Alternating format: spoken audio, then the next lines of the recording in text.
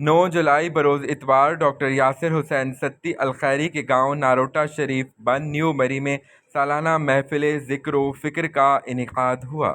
یہ 23واں سالانہ پروگرام تھا جو صوفی عابد حسین ستی کی زیر سرپرستی منعقد ہوتا تھا۔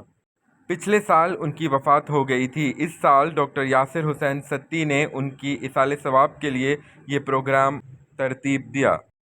محفل کی صدارت ملک کی معروف روحانی شخصیت پیر طیب زمان نقشبندی الخیری نے کی۔ انہوں نے اپنے ملفوظات کے ذریعے نوجوانوں کی اصلاح فرمائی، دور حاضر کے چیلنجز میں فتنوں سے بچنے اور دین پر چلنے کا طریقہ بتایا۔ ان کے خطاب سے نہ صرف مری بلکہ ملک کے دور دراز علاقوں سے آئے ہوئے کئی لوگ متاثر ہوئے۔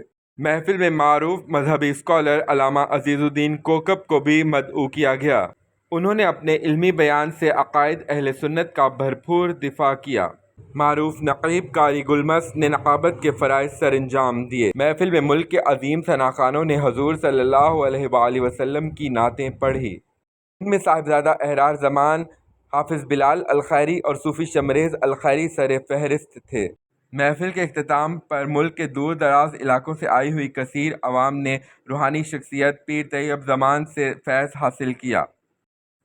عوام کے لیے وسیع پیمانے پر لنگر کا انتظام بھی کیا گیا۔